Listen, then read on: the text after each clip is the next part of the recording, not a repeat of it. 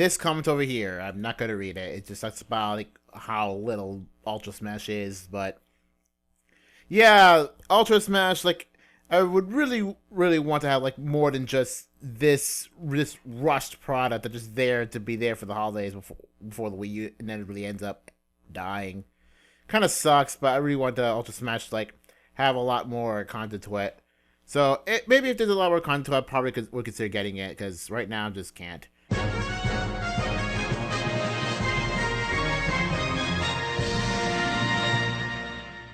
Anyway, hey guys, it's Pikmin Master. Welcome to Comment Time November. Near the end of the year, so it should be more or less time to actually get a new intro for Comment Time. That being said, I should probably finish that Mario Kart intro, but you know what happened. I already mentioned several times already. Anyway, let's get started. If you ask me, getting popular on YouTube is like trying to find a straight point legit. Now I could read a lot more than that, but I'm not going to. I mean, yes, there are people like a lot of people on YouTube who got popular for just being this niche thing. For example, like I just recently subscribed to a channel called Geography Now, which talks about geography and talk about different countries in alphabetical order.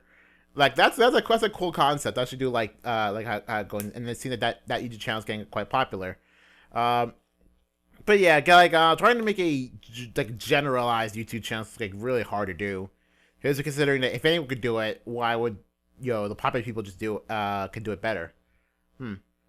So yeah, I would say try to find like some sort of niche and just stick to it the rest of the way through. Then might actually get someone more popular than just just generic League of Legends channel. Also, by the way, getting a straight point legit is much easier than getting popular on YouTube. What the heck are you talking about? Anyway, next up. Daylight saving time. I don't blame him. Because the US does, well, most of the US does daylight saving time, but DR doesn't. So I don't blame him. Like, if it actually does break up with his schedule, it's getting really annoying having to, for him at least, seeing videos at his 3 p.m. instead of 2, like what should be. It's really kind of annoying, I guess. Next. I wonder what it's like for people that have to clean up all this ink. Oh, that's a good question. Like, do they just reset for the sake of resetting, or maybe they have to clean it up, or maybe the ink actually evaporates or something like supposedly what Spider-Man happens, like when Spider-Man shoots a web or something, it's designed to like just evaporate or whatever, like in an hour. So maybe something like that happens to the ink. I don't know. And that being said, how did all the graffiti just stay there all this time is weird. It's a really ridiculous concept. I wonder if someone will make a video about it, if someone hasn't done it already. Next, Pikmin 1 using the inbuilt God software to record. Mostly because that thing is a huge memory hog. Because I want to actually record using XSplit instead, because it does have a lot more options than the inbuilt God software.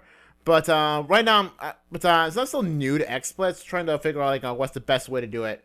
Because the weird thing is that every time I do a session, each session has its own different problems. Like for example, for Runbow, like the desync for the webcam, and then for Splatoon, the like random bits of what seems like I guess dropped frames for audio.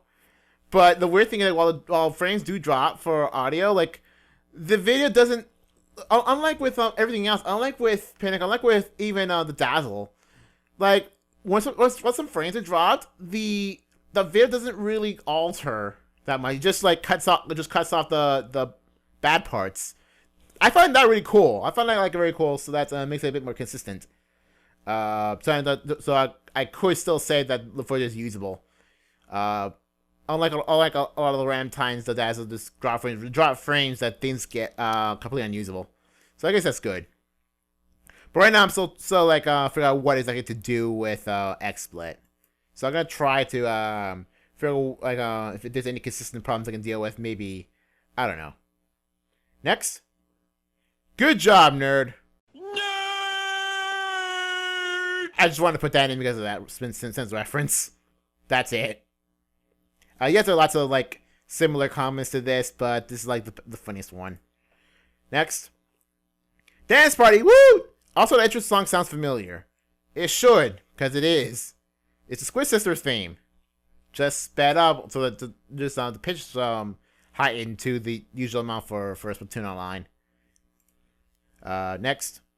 So this is me using amiibo card to Pokemon Tournament, not actual amiibos. I really want to get a Gardevoir amiibo. I mean, you can just get a Gardevoir amiibo card, fine, but I could just get a random a Pokemon card of Gardevoir from Amazon or something for like $2 or something, and like probably just like put that on the wall. Maybe like probably three Gardevoir Pokemon cards to put up there. If a Gardevoir amiibo card just isn't significant enough to buy X amount of dollars for. And besides, if it's only going to be used for Pokemon, then I don't know. But then again, like I really want to get a Gardevoir figure. Like I really want to get a bunch of Gardevoir figures. I don't know. Maybe once I get a job, I get a ton of I don't know, like 2 or 3 Gardevoir dolls or something, or plushes somewhere.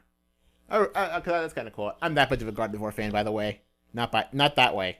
I just like Gardevoir as is. Oh, these people and their Rule 34 Gardevoir. Are you kidding me?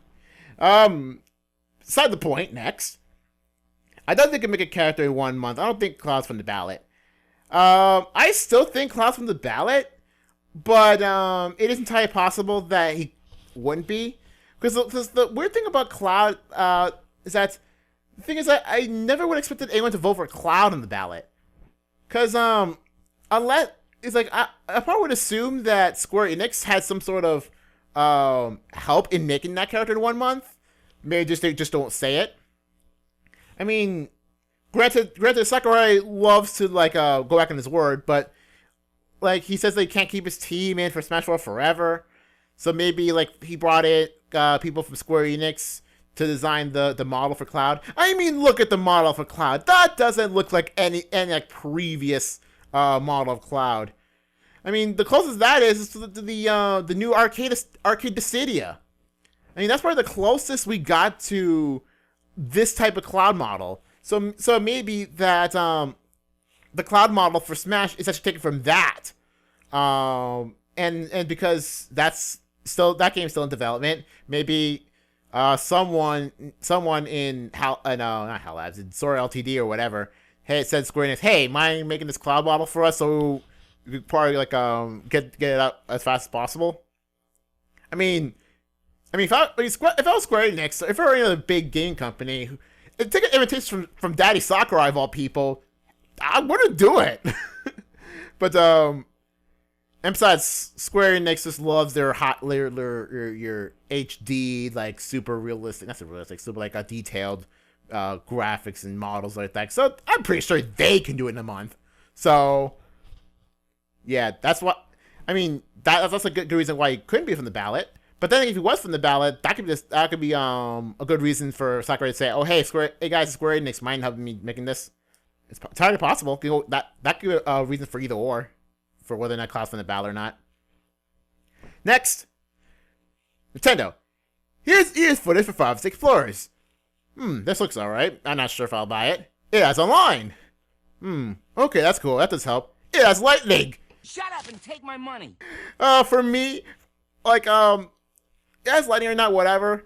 But like for me, it has Barts in it. I saw like a 1 second there to Barts. Like I didn't see it like until after the fact, but I saw there to Barts. And hey, Barts, I love Barts. I would like totally buy this game for like Barts because he's cool. And I like Barts. I like Cecil.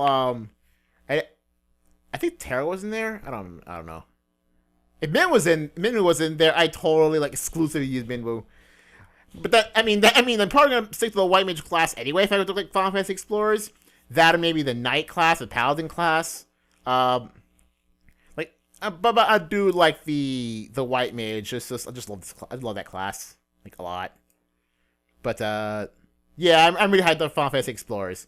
Hey, maybe I should do a tots for anticipated games from the end of the year. I mean, that could be interesting, right? Yeah, whatever. Next up, What I love about Cloud Trail is that the music first comes in, any huge Final Fantasy fan will instantly recognize it, and then when Smash appears, whatever. That. Fuck you. No! What the fuck? Chill the fuck out, Sakurai! Oh my god! No fucking way! No fucking way! Dude! Dude! How the shit is this real? How is it real? But yeah, it's been forever since I last played Final Fantasy VII. Like, yes, I have played and beat Final Fantasy VII, but it's been years since I last played it. Like, I didn't recognize it was Final Fantasy VII because like I haven't played it in such a while. That and I'm not really as big of a fan of 7. I like 7's gameplay like quite a lot. I like the material system of 7. I see no problem with it. I just don't see it as a bigger deal than Final Fantasy 6 or 4 or 5, especially 5. So there we go. But yeah, good for the Final Fantasy 7 people who they got Cloud, which it just makes just weird why Cloud of all people. I mean, he's like probably the most popular Final Fantasy character outside Japan, but in Japan, it's nowhere near that distinction. Well, because there you say RPG is faster than we are, but it's whatever. I mean, I'd totally pick Bartz or something, or Cecil, or the Warrior Light, or Chrono, or Neku, or Sora. You know, or Erdrick, or something else that's in Cloud, because I totally called Cloud in that one tops that I did about that, because I knew it was probably gonna if you were to get in, you were probably in for popularity alone. Frig me. Anyway, moving on. It's kind of funny how both our favorite Pokemon part psychic. Granted, yours be pure, but now it's part fairy. And the story you gave about Ivysaur is awesome. I must admit, that actually made me kind of like Ivysaur a bit. Queen Ivysaur, why are you such a big influence in my life? I love Queen Ivysaur. Alright, so here's to another 100. 100! I wonder if I could toss 200 in another 5 years. We'll see. Next up. You should give a rage quit counter. No. Because they're way too infrequent for that to happen. Like for me to have a rage quit counter, it needs to be like frequent enough for to justify it. Maybe for a Runbow, I guess it'll work. But here's the thing: I've already reached I believe I reached the cap for the counters I'm gonna have before just dropping someone else. So I really probably won't do it. I have way too many counters as is. But then again, Niantic's Granite has a lot more than me, so. Anyway, last comment for the month. How do you record this while keeping the screen so steady? Not easy. Took me about 5 years to figure out how to do it, but it was not easy. Because so I did it. Because this is from Smash Replay, what I did is that take the 3DS stand that comes with Kid Icarus Uprising, put 3DS on that. Next, I put my camera on my tripod, and make sure everything's all steady. Like make sure nothing, there's no moving parts or nothing that can be moved, and make sure everything's positioned quite perfectly. And then record said replay. Like if trying to record live while playing it, it is hard. You need like a bunch of clamps and like a bunch of like different like materials just to clamp up the 3DS. And then the camera, same thing. It just I haven't done it before, but it's very uncomfortable. I just thought it would sound very comfortable. Alright, everyone, that's it for this month's comment time. So, yeah, next up's the end of the year. So we're gonna see who has the best comments of the entire year. See you guys later.